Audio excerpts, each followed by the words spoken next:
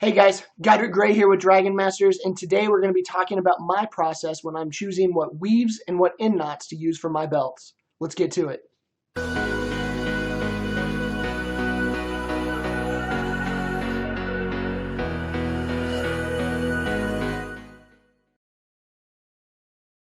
All right, so let's get to it. We're going to start by going through two potential customers who messaged me and are looking for belts. I'm going to kind of walk you through my process and how I decide what weaves and what end knots I want to use.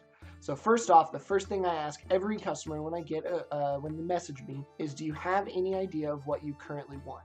So are there any pictures? Have you seen any other belts that you want?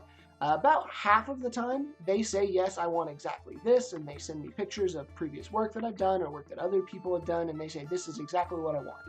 But about half the time, they have no idea.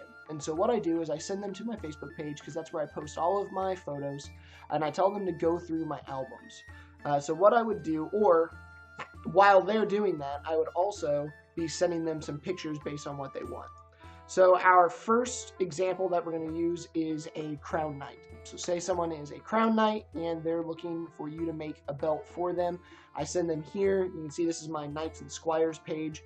As you start making more belts, I highly recommend that you place them in one central spot, a Facebook page or Instagram, something like that, so you can send your customers to them so they can see your catalog of work.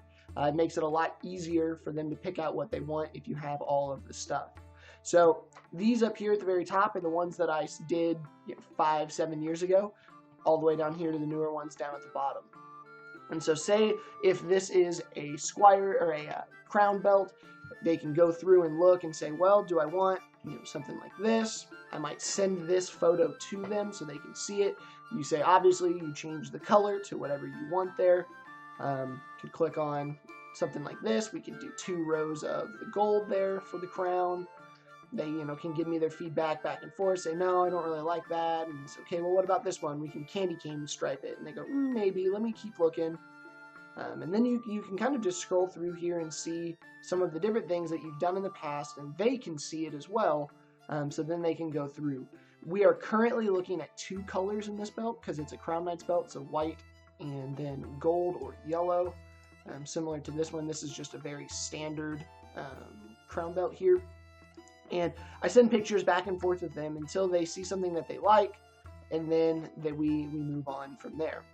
Now, if you're going to go, we'll go back here to the albums. For the second customer, if they are a fighting company, we're going to use the Vanguard, whose colors are black and blue and white, because I want to use an example of 3 colors. We come down here to company belts, and I send them to this page. And just like on the other one, we scroll down here, get all the way.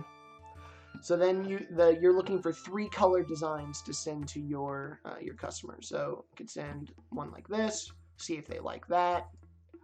This is another 3 colored one. You can see if they like that. If I really wanted to, I could send them one of these 3 colored ones. I don't like doing this weave, so I generally don't recommend it. Like, I don't tell customers I can do it unless they request it. It's another 3 colored one, just a variation of the one we already saw. Here's a 3 colored one. So what I would do is I would send these to them and then kind of just let them decide on what they want. Now, when it comes to like color composition on these belts, you can try and have your main color be the darker color or the lighter color. I think both works. Let me see if I can find an example here. Right, so this one's about half and half, but the background color here is the blue, with the inside color being the white.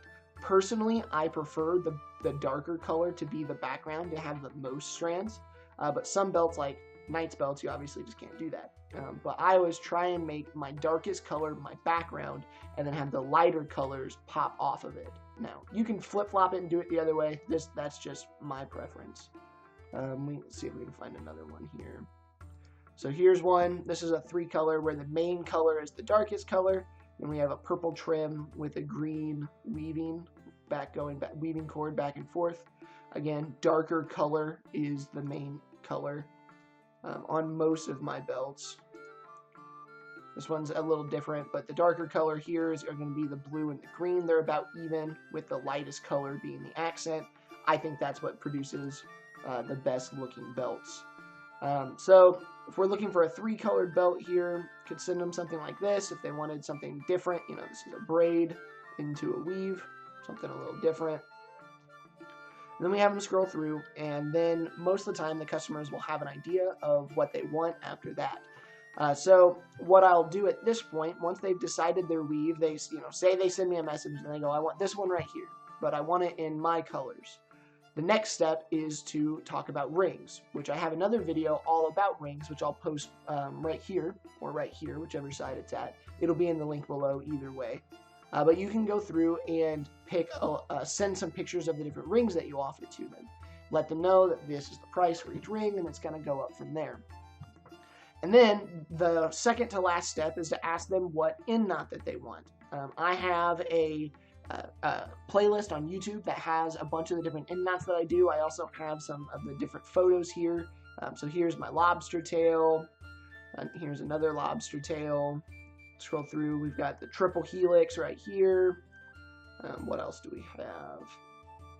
Just a simple Solomon's bar end, spiral. You get the gist. There's a lot of different ones. Crown knot. And I just send them some pictures and let them decide which end knot that they want.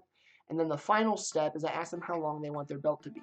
Generally, I go for between 6 feet and 7 feet, closer to the 7 feet on the belts that I make. You ask them to measure a belt that they currently have. Most of the time that will work. If they don't have a belt, you just guess, you know, you can say, well, I'm going to make this 7 foot. I think that will fit you. Now, the exception to that rule are if you're doing something brand new. There are some customers who will send me something and say, here, let me go back here.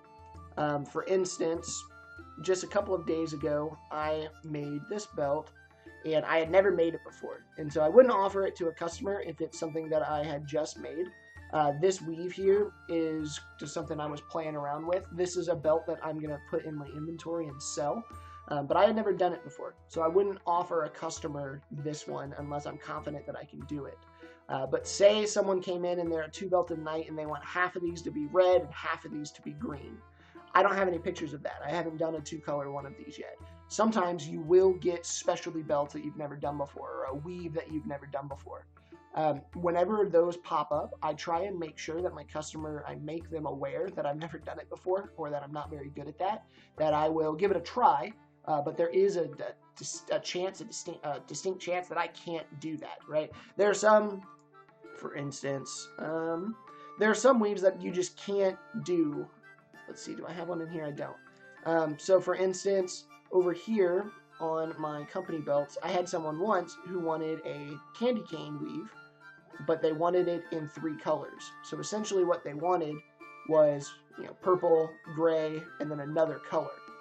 I tried it, but I couldn't do it. There's the weave, I just couldn't make it work. Now there are some other ways that you can do it with finger knots and different things like that, but I just didn't want to do that.